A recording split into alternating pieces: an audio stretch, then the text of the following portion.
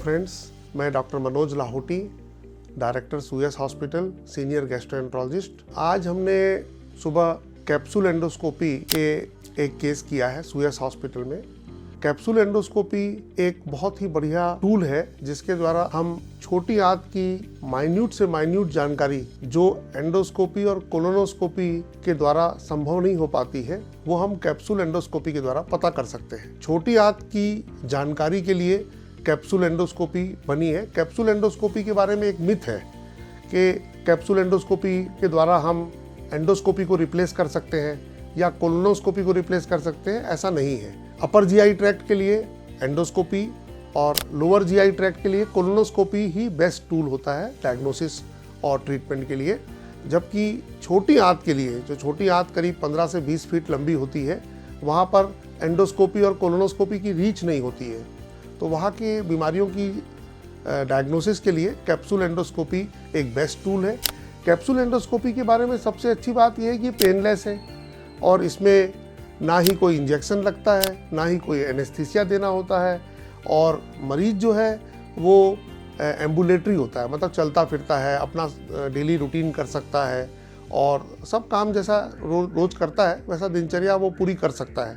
Capsule endoscopy की प्रक्रिया में सामान्यतया 12 से 14 घंटे लगते हैं और इसमें करीब करीब 10,000 से 20,000 इमेजेस ब्लूटूथ के जरिए एक रिकॉर्डर, जो कि रिकॉर्डर कमर में एक बैंड से बांध दिया जाता है, उसमें इकट्ठा होता रहता है और फिर उस इमेजेस को डॉक्टर एनालाइज करते हैं कि क्या बीमारी है।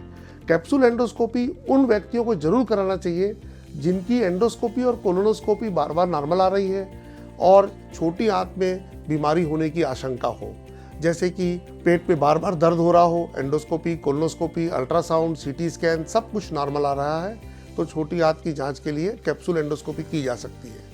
यदि किसी व्यक्ति का बार बार ब्लड चढ़ाने की जरूरत पड़ रही है, बार बार उसको एनीमिया हो रहा है, खून की कमी हो रही है, तो कैप्सूल एंडोस्कोपी से ये पता चल सकता है कि आखिर ब्लड का लीकेज कहाँ पर है। कैप्सूल एंडोस्कोपी एक बहुत ही अत्याधुनिक टूल है और सबसे इम्पॉर्टेंट बात यह है कि कैप्सूल एंडोस्कोपी छोटे से बच्चे, 10 साल का बच्चा जो कैप्सूल सॉलो कर सकता है उसको भी कर सकते हैं और वृद्ध व्यक्ति को भी कर सकते हैं। कभी कभी ये देखा गया है कि पेशेंट मैसिव ब्लीडिंग के साथ हॉस्पिटल आता है और एंडोस्कोपी और कोलोनोस्कोपी में कारण का पता नहीं चल पाता है क्योंकि कारण छोटी आंत में छुपा होता है। सीटी स्कैन भी सही जानकारी नहीं दे पाता है। तो ऐसे पेशेंट को जिसको लगातार ब्लीडिंग हो रही हो और एंडोस्कोपी और कोलोनोस्कोपी नॉर्मल हो, तो कैप्सूल खिला करके उन्हें एग्जैक्ट साइट ऑफ ब्लीडिंग पता किया जा सकता है। दूसरा, पेशेंट जो क्रोहन्स डिसीज से पीड़ित हो, उनके इंटेस्टाइन में क्या एक्सटेंट है लीजन का और कितने अल्सर्स हैं, क्या क्या उनकी जटिलताएं हैं, उसका भी अध्ययन कैप्सूल एंडोस्कोपी के द्वारा बहुत अच्छे से किया जा सकता है। धन्यवाद।